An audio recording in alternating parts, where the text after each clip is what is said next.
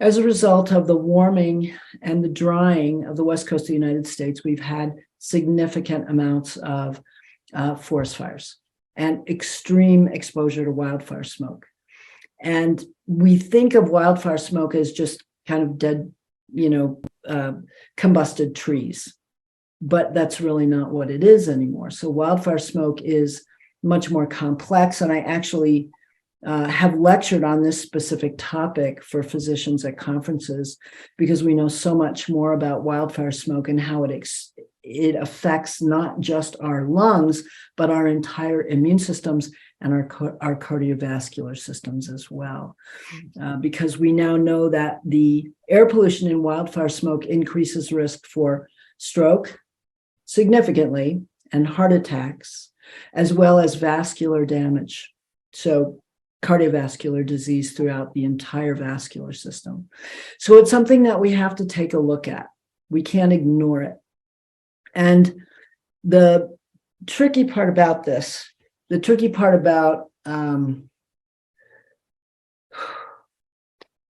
what's in wildfire smoke is, and I want you to think about, I'd like everybody to think about it using this analogy.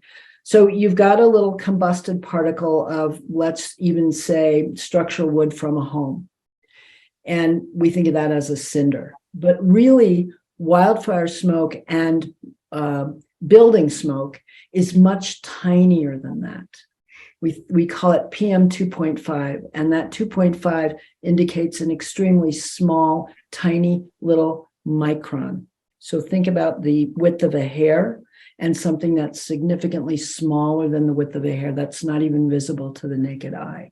So that's the size of these smoke particles floating around in the atmosphere. But the tricky part is that they're like a little ping pong ball that has Velcro on the outside. And sticking to this Velcro are metals like mercury and cadmium and arsenic and lead and hexavalent chromium, for those of you that remember the movie Erin Brockovich. That's another pollutant that's in our water and our air.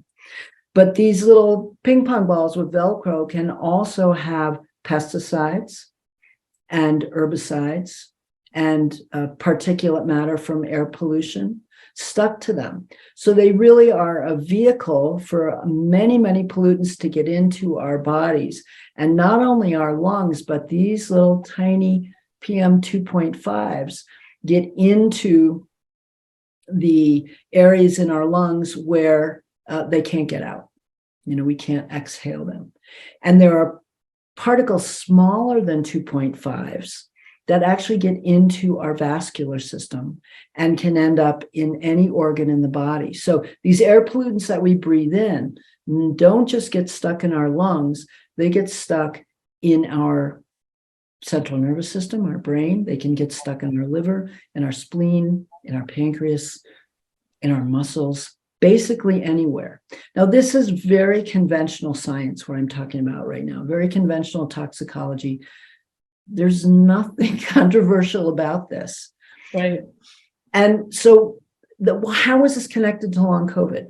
Well, how it's connected is there was a study that was done several years ago looking at the relationship between how much of this PM 2.5 is in the air and the increased risk for COVID in that area.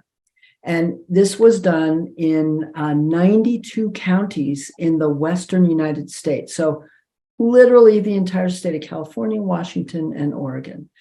And what they found out is that for each 1 micron, that's a way of counting how many particles you've got in air pollution, that you have as a count, for those of you that actually look at the air pollution particulate count, you can look it up. The EPA has an kind of live streamed online by location listing of what the PM 2.5 count is at any given time.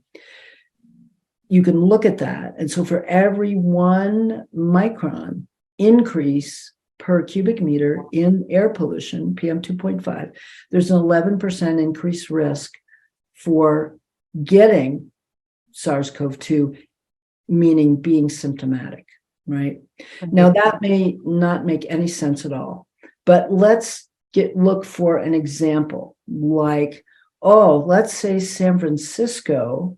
And for those of you that live in San Francisco, you remember when San Francisco turned orange, right? And the wildfires. Yeah. Last year in 2020. So during that time, the particle count went from 35 up to 500.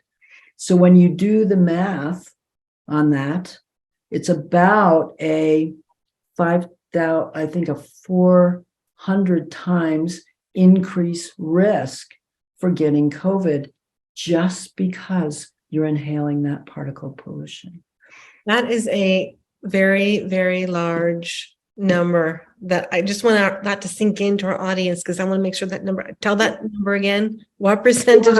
400 times, approximately a 400 times increased risk for coming down with COVID because of that significant. Now, remember, it was only at 500 for, I think, 3 or 4 days. But during those 3 or 4 days, that was a time when people who already had asthma, kids who already had asthma, or adults who already had COPD had significantly higher risk because of that particular condition or that particular disability. So much of what we talk about in environmental medicine is, what are we going to do about it, right? We cannot stop the wildfires from occurring right now. We don't have the capacity for doing that. But we do have the capacity for actually protecting ourselves from that particle pollution. Yeah. And one of the things that I'm convinced is no longer just a luxury is to have air filtration inside the home, as well as water filtration, right?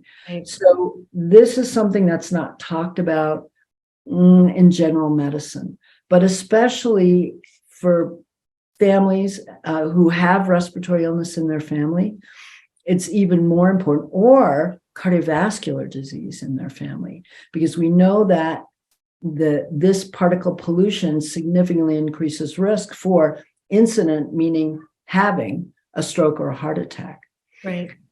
So I think that getting back to our original little analogy about autophagy and mitophagy, we know now that this particle pollution actually damages our cells, right? And it can actually alter the function of those little powerhouses of energy, the mitochondria, that are so crucial for our functioning.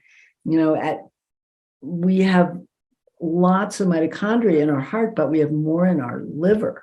And the liver is the detoxification organ, right? One of the main organs of detoxification, along with the kidneys and the skin. And so we have to support that, particularly right now, that organ of detoxification.